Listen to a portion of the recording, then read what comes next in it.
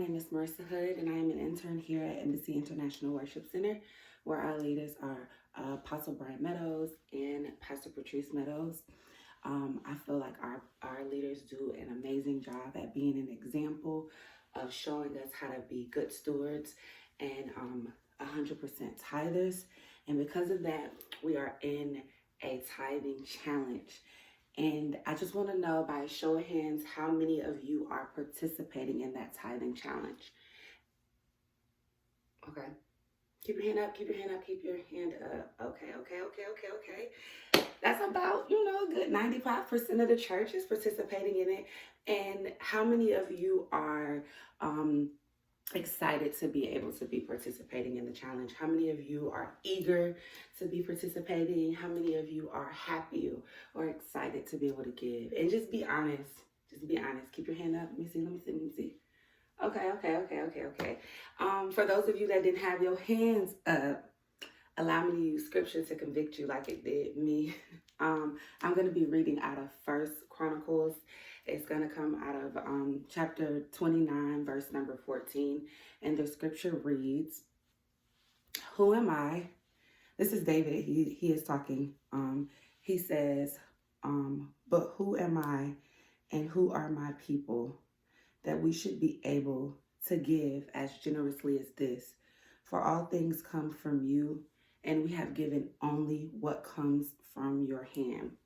So David says to God, "But who am I?"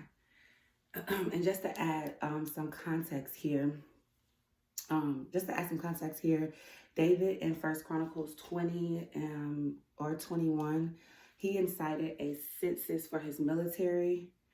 David wanted to know for himself that his military was the mightiest, and this exposed his heart. This exposed some pride that David had revealed in his heart.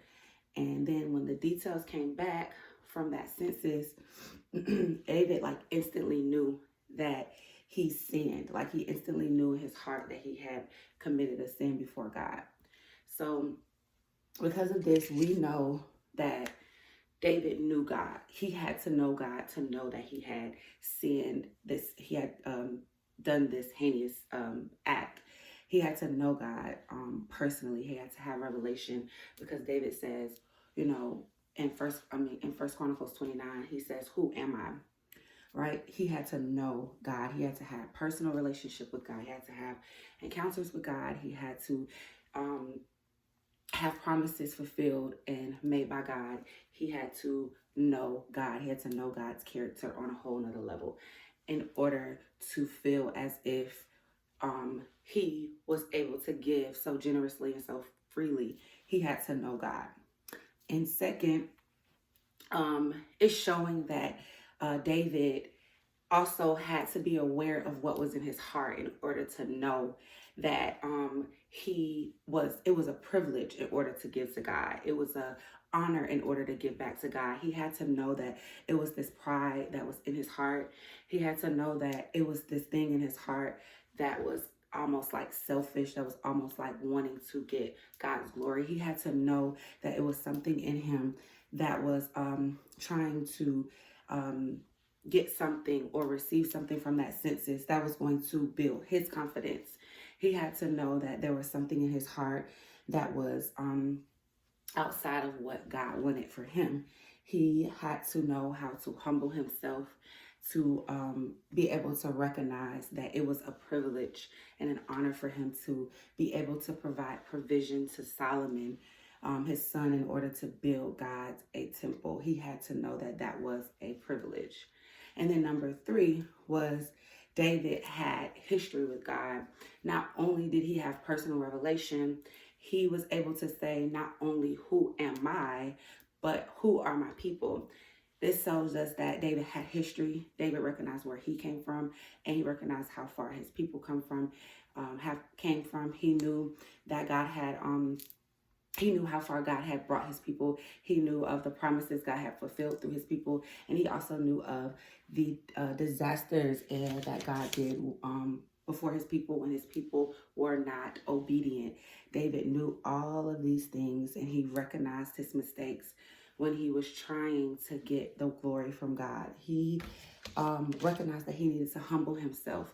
This is how he can say things like he was eager to give. He had an upright heart. He can say things like he was willing to give. These are how he can say those things because he first humbled himself. He remembered who God was, because scripture tells us that David forgets, but then he remembers. He remembered who God was. He had revelation of God, and he had history with God. So I think that those things like instantly convicted me. And if you are anything like me, if you are not eager to give, because scripture tells us that if the heart is not eager, if it's not done in integrity, then the gift is not accepted. So if you're anything like me, then I just want to invite you to the altar. I just want to pray over you. I want to pray over your mind. I want to pray over your heart.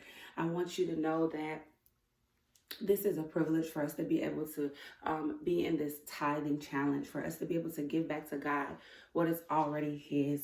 And I just want to pray over that. And I want to pray over your revelation. And I want to pray that you know the Father today like never before.